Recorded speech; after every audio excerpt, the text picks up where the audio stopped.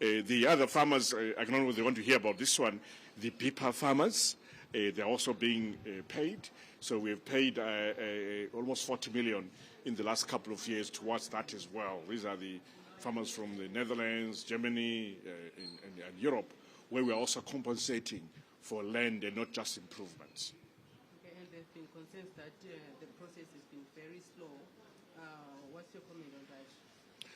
Well, I don't think the process has been slow. We've met our coupon payments on time. It's not slow. Maybe that's a comment about that the whole program should pay faster than the 10-year bond arrangement. That's okay. We are looking at ways to do that. I don't know that you know that the farmers actually have about just about 12% of the shares in the mining group Kuvimba under Mutapa. The first thing the government did was to pay the farmers using those shares. So we've done that, and the farmers are free to dispose of those shares. We've seen what has happened to the gold price, lithium price, platinum price. They've all recovered and risen. Those shares are really, really valuable, and they maintain a board seat, by the way, on those companies under Mutapa. So they're free to sell those. We as government stand ready to work with them. But also we're looking at ways to pay faster. We've been talking to some financiers to see if we could put in structures that will allow us to pay faster. But we have a 10-year bond program, but we're also happy to pay faster if we can, such structures can be put in place. And there are farmers under the group called Farm Compensation Association that agree to the compensation. There are reports that the group is now engaged a lobbying firm to lob in the U.S. administration to help ensure that compensation is paid out. Well, look, frankly, if they're trying to be paid faster, trying to make sure they get paid, maybe it's not necessarily a bad thing, you know. So because we as government are committed anyway, we're committed to paying the farmers, so they shouldn't worry about whether we will pay or not. We are going to pay. We are already paying. And as I said, we're already giving them shares. And the value of those shares, by the way, I think could easily be, I'm just throwing a figure, I would say around 800 million already, the value of the shares alone. And that's a big chunk of the debt that we owe. So we're committed to paying. If they're trying to get other people to get us to pay, we have no problems with that. Because we're paying anyway, and we would like to pay faster. We work with the farmers to pay faster. They should not be agitated. And this compensation is pivotal to government debt clearance. Does this move, does it not jeopardize the plans and international re-engagement? No, not at all. You see, the issue about farmer payment is one of the issues that we are dealing with in this arrears clearance agenda, because it is debt. It is something owed to someone. So it is farmer compensation, two types, as I said, the 3.5 billion global compensation deed and the paper farmers. They are all being paid. It is also continuing with our token payments to the Paris Club partners, to the IFIs. We're continuing with those token payments. It's also about, implementing certain reforms, like we've seen now with the introduction of the ZIG and prudent fiscal policy, stability. So stability is also part of the conditions for arrears clearance. So really, it's a whole bouquet of issues. In fact, if you go back to our dialogue platform for debt arrears, we have 3 tracks, as you know. We've got the economic reforms track. We've got the farmer compensation and land use track, as well as the governance reform track. So those are the things that we are doing as we build our road towards arrears clearance, including the staff monitored program, which we're talking about this morning. Okay. So the minister has another meeting to attend and has 3 minutes. I'll give Eben the last bit because these are the 2 words requested. Please, ma'am, and then we conclude. Because of Dilane Milate, maybe he's got a burning question, just one. That's okay. Minister, thank you. has been talk, of course, of the Mutapa Investment Fund. Now, when you came in, you were quite an advocate for the privatization of state-owned enterprises. What then is the position against the backdrop of the Mutapa Investment Fund as an establishment that's in place? Let's try to understand it. What is the Mutapa Investment Fund trying to do? First of all, is to basically contribute towards the creation of a balance sheet for government. So governments are very good at reporting their debt, domestic debt, foreign debt. But then you say, but what's the value of your assets? And they cannot answer that.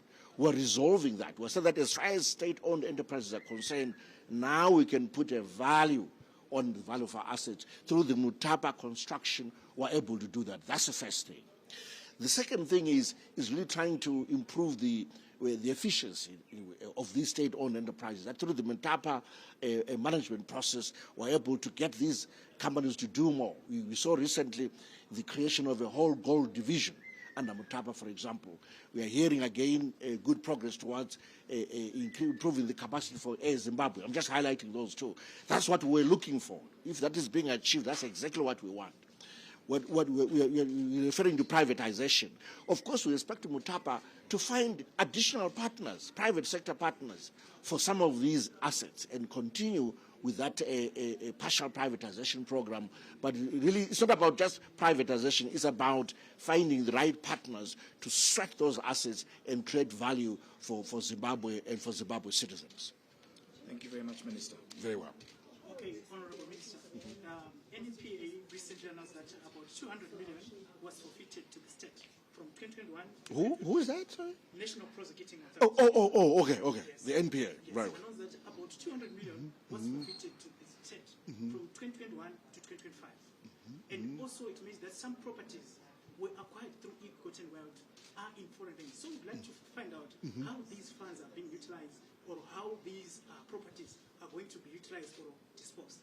Oh, I cannot give you details on that specific disposal process or usage, but you can be sure that once the funds are within the coffers of government, they'll be used properly in line with the Public Finance Management Act. Besides, we are accountable to Parliament, we are accountable to the citizenry about the use of these funds, so I can assure you that these funds or assets will be used properly. I can't be really specific as to where exactly, but you can be sure we use them properly. We follow a cash budgeting system. We live within our means, so you can be sure that we'll apply these appropriately and accordingly. So thank you, Honorable Minister. I think we'll organize the Twitter space for this. Thank you very much, Honorable Minister. You address all the issues, but for Let's today, do a Twitter space. yeah. Thank you, colleagues. Well, of course, that was the Minister of Finance, Professor Mthuli Ncube, speaking by the sidelines of a staff-monitored program between the government of Zimbabwe and the International Monetary Fund. Zimbabwe has been a part and parcel of a staff-monitored program with, of course, the International Monetary Fund in a bid to come up with solutions that ensure the economic advancement of the economy from a fiscal as well as from a monetary front. So a delegation from the International Monetary Fund has been in the country from the 28th of January, wrapping up, of course, their mission on the 4th during the course of this week. And so the essence of today's meeting was to give review as well as feedback as to the direction that Treasury will be taking, that the central bank will be taking, of course, working in consonance with some of the recommendations from the International Monetary Fund. But by and large, some of the key takeaways from that particular engagement has been giving us the indication that the IMF has expressed at this particular point what appears to be a compliment in terms of how the government of Zimbabwe has ran with the staff monitor program. In just a moment, I get into conversation with Tapiona Shemangwiro, who is an analyst from Business Weekly and, of course, the Zim Papers establishment. Tapiwa, your key takeaways from that feedback meeting that was had between the government of Zimbabwe and the IMF delegation? The largest takeaway is that this SMP is now coming under a different scenario. The economy is in a different trajectory. Like what the permanent secretary said, that we used to try and do these SMPs after droughts, after the COVID pandemic, but now we are seeing that the economy has been stable for about 15 to 18 months now, and we are now in a single-digit inflation. So they are hoping that during this period, the SMP will be different from the other ones that we have previously had, and also that the issue of stability will push a better use of funds by the government, and that the IMF will also be satisfied with the use of funds by government.